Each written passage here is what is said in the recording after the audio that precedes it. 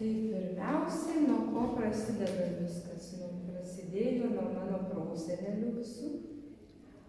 Nuo mano prosenelio, iš kurio tie visi raštai atėjo ir iš kurio močiutė išmoko. Ir čia gyveno Vilemų kaime Zapyškio apylinkėse ir tenai.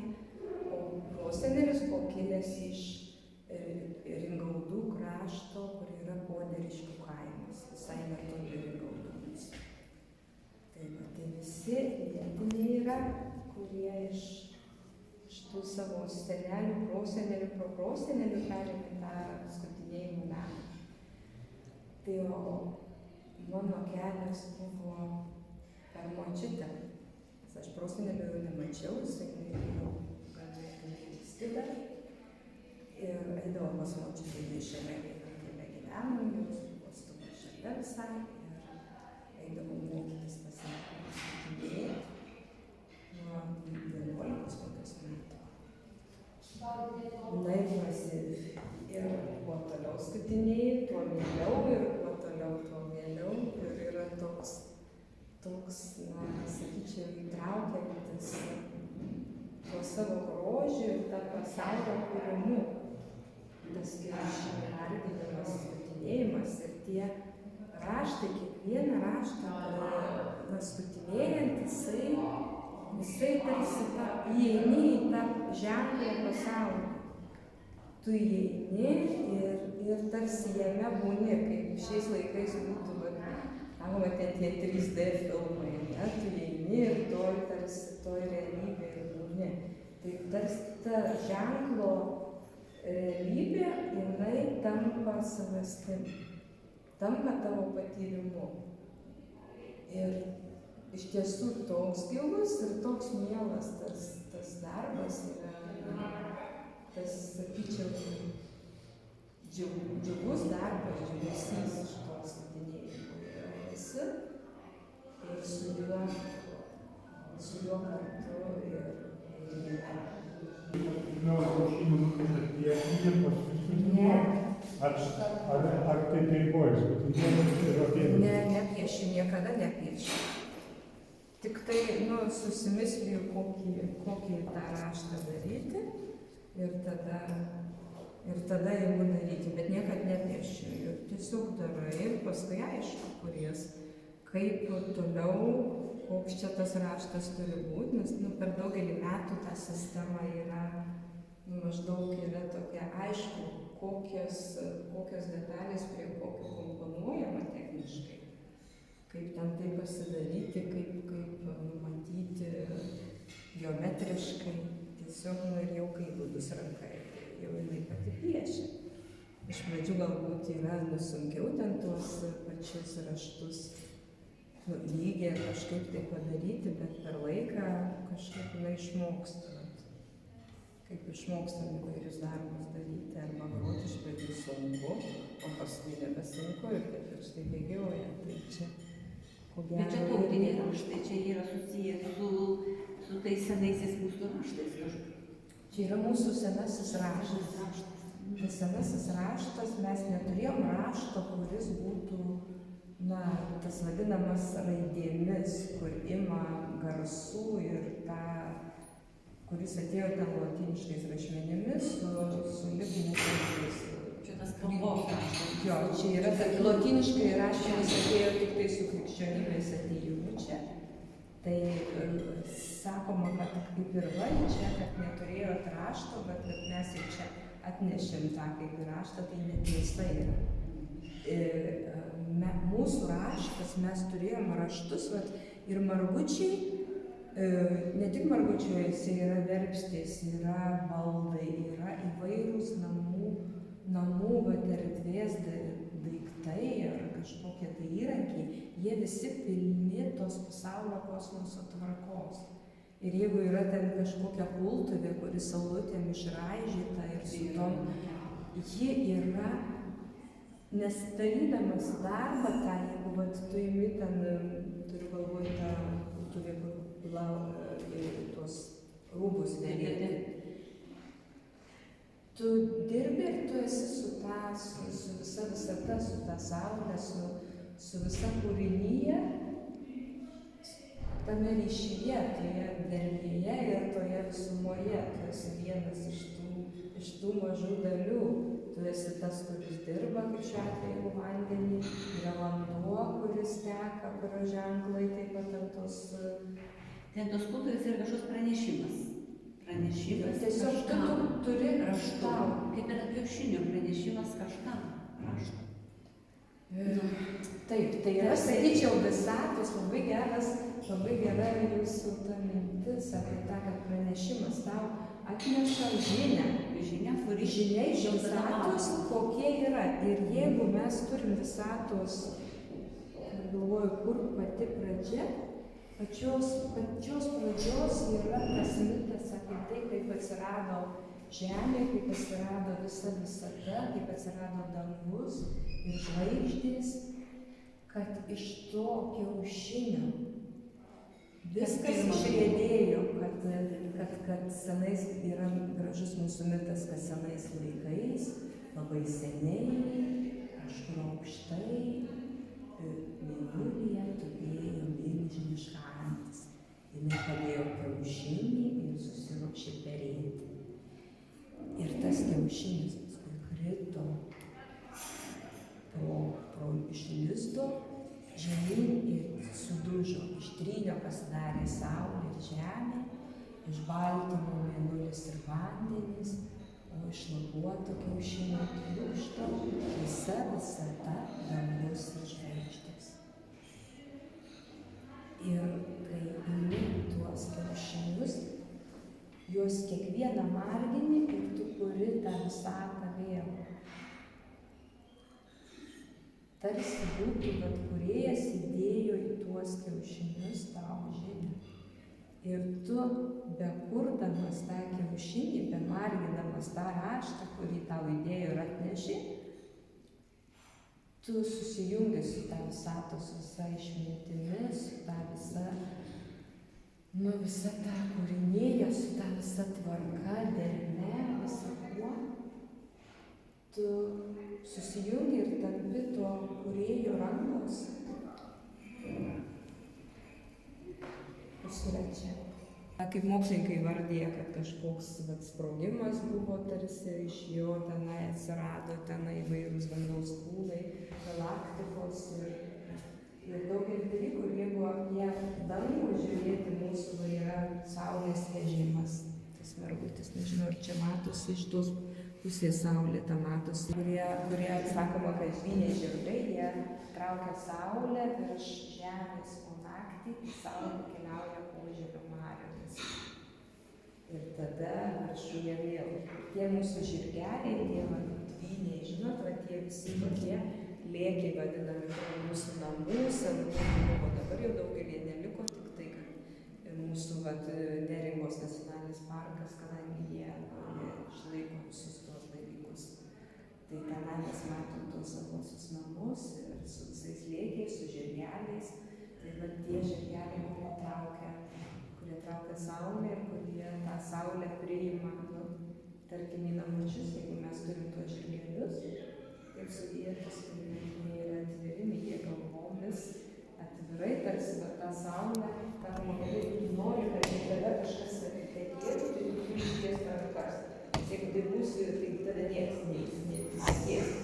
Tai tu turi ištiesti rankas, tai čia tie žirgeliai yra, bet tai jie tarsi ištiesia savo galvas ir priima tą saulę.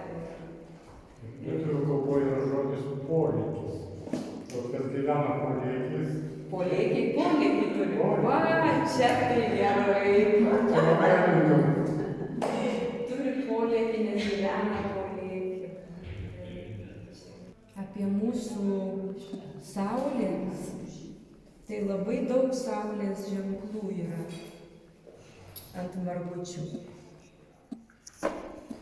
Matom turbūt tas saulytės, va čia tas saulės vežimas dar labiau matosi. Visi kalnai pavasario, kur dainuojam per jorę. O, Ilelė, kalnas, kalnalis, naujas dvaralis, o, Ilelė. Tai tų kalnų ant margučių vien tik kalnai.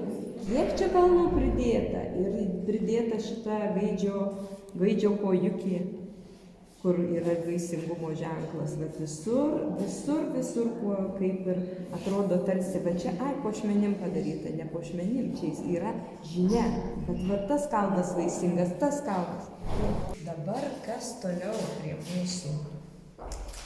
Apie ką dar mes galime O čia va papasakoti? toksai įdomus kiaušinis, tokia Aha, gyvatėlė. čia yra gyvatėlė, žalčiukas vadinasi jisai. Žalčiukas yra, jeigu žinot, ir ant juostų mūsų, ir ant visokių audeklų, ant šalikų, ant įvairių rūbų. Žalčiukas yra gyvybinė jėga mūsų kūne, visatoje ir mūsų kūne. Ir ne veltui anksčiau žalčius labai gerbė žmonės, nes jie suprato tą ryšį tarp tos gyvasties, kuri neša gyvumą, kad tu su ją būdamas ir susijungdamas, tu pats imi gyvesnis būti. Kaip turim, tarkim, mūsų tautose, kitose iki šiol yra išlikę, tarkim, buvau pas Peru indėnus. Jie šoka šokį, tarkim, kuris tam, kad susijungtų žemės, su požemio, su žemės ir su dangaus tom sferom, tau užtenka pašokti šokį, tarkim, gyvatės ar žalčio, tais judesiais bešokant ir tavo kūnas ima visiškai kitaip judėti. Jisai gauni ryšį su tuo gyvūnu ir tu įgauni gyvasties. Ta gyvastis tavo kūne yra pažadinama. Ne veltui, močiutė buvo žiniuonis ir darydavo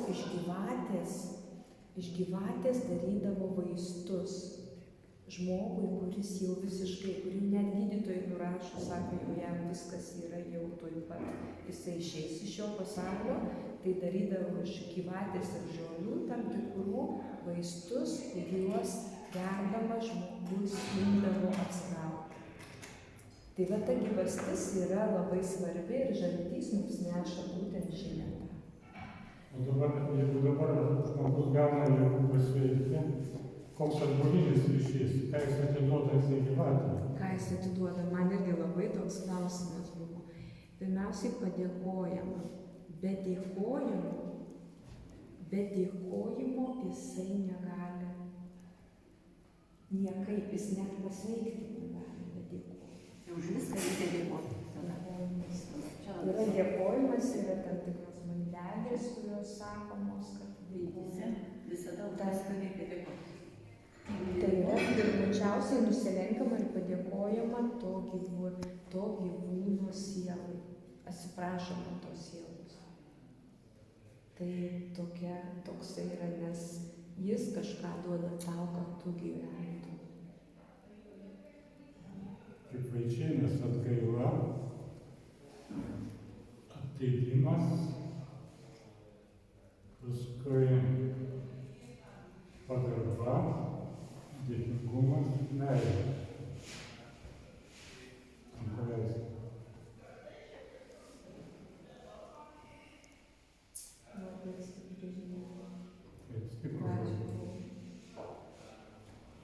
Taip, tai kas toliau mūsų yra pats didysis veiksmas. Dėl ko tas margutis atsiranda? Jisai yra tas iš tos anties neštas, pamestas ir visa visata atsirado. Toliau mūsų žemė yra, kas žemė gyvasti mūsų visą lemia. Gyvasti lemia perkūnas trenkdamas Joris laiku, apie balandžio 23 dieną, sužadina žemę ir jos jėgos ima visos gyvasties, viso žaliavimo, visos lapavimo ir augimo jėgos yra po žiemos atidaromos. Iki tol gali būti, kas nori, netėjo perkūnas, niekas nevyksta. O jeigu anksčiau jisai trenkia? Ateina panašiai to. Panašiai To laiko. Kaip yra? Pirmučiausiai yra žemė, į kurią perkūnas duoda savo jėgą. Vienas iš tokių margučių yra daug labai su žeme ir būtent tuo ir perkūnas duoda ugnį, kryžių. Kryžius lygiakraštis yra būtent tas būtent tas, kuris žymi ugnį. Dabar pažiūrėkime, žemės yra rombas, simbolis, va šitas mažutis yra žemė, ant viršaus yra kryžius. Žemė persmelkia kryžiumi, ugnimi, persmelkta ugnimi, jinai duoda gyvastį. Ir visi augalai ima augti, visi žalėti, lapėti ir gyvuoti. Žemės, va vėl tas kryžius ugnies ir lelijos. Lelija yra žemyno simbolis. Dažnai yra, kodėl išlikę net sutartinėse vadinam. Lelija, lelija, lelija, tatato, lioj, lelija, lioj, tatateila, lelija, lelija, lelija, tatato. Ir eina visi per tą leliją, per žiedą, per gėlę. Ta žemyna išsiskleisdama mums duoda dovanas. Ir tos dovanos būtent yra tai žemės visas vaisingumas, visas žaliasis ciklas, kurį mes turim per visus metus, per tą pusę metų, po to jinai eina į. Dabar čia dar turim, važiuokit su tom, ateikit arčiau visi. Tie rombas, rombukai tenai yra rombukai persmelkti tą ugnimi. Ir čia jeigu mes pamatytume visas toksai yra rombukai ir apačioje kryžius, tas ugnies lygiakraštis kryžius, kuris yra mūsų saulutės, kurios dabar dažniausiai atsirado ant antkapių ir ant kažkokių bažnyčių, jos yra lygiakraštis kryžius ir mūsų visi su žalčiukais, visi simboliai, jie yra ugnies saulės simbolis. Dabar, kągi mes ten turim, saulės visur keliaujančios, visos žvaigždės, kalnas. Ir kalnas. O čia tai atminėja kažkokia čia. Jo, čia yra, čia jeigu pamatyti visą, tai yra toksai žalčiukas.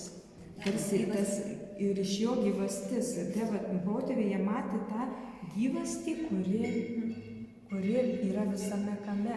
Jeigu aš turiu ranką, tai ta ranka yra taip kaip lapas, kuris ir iš tos rankos gali būti lapai, kaip ir žalčio gali būti lapai. Kad mes esame viena visiškai ir kad mano kojos eina žemė ir jos su tą žemė susiliečia ir jaučia tą žemę ir jaučia tas žemyno siunčiamas tas visas žinias ir per tą žemyną, per mus ir labai gražus, įvairiuose tautose, senosiuose, mes klausom taip pat vieną prie tų tautų, kad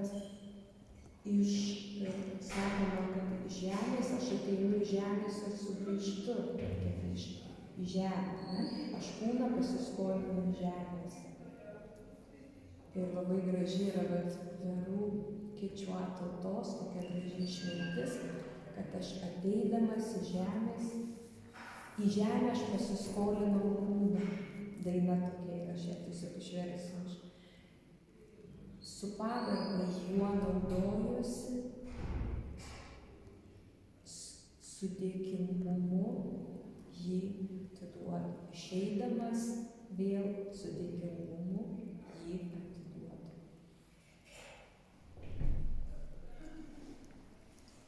Dar lietuvių kalboje visi žodžiai, daiktavardžiai yra arba vyriškos, arba moteriškos giminės. Kaip pavyzdžiui, žavisi žmonės rytų tenais Indijan, tai mūsų kalba yra Indijan. Tai viskas yra gyva, arba vyriška, arba moteriška. Viskas yra iš tiesų, čia tik tai vienos tautos kažkokiais vienom formom taip išpasakoja ir simboliais, o mes kitom formom išpasakojam, bet visa yra apie tą patį vienį, apie tą pačią darną, apie tą patį ryšį su žeme, su gamta, su mišku, su vandenimis, viskas yra kartu. Čia Grietė yra jo taip pat giminaitė ir to pačio prosenelio, kurio vargučiai yra taip pat. Jeigu aš esu proanūkė, tai tai yra proproanūkė. Proanūkė. Ir taip pat paveldėjo ir norą grot kankinius ir groja gražiai ir visus visokius dalykus mano paskui ateinančius.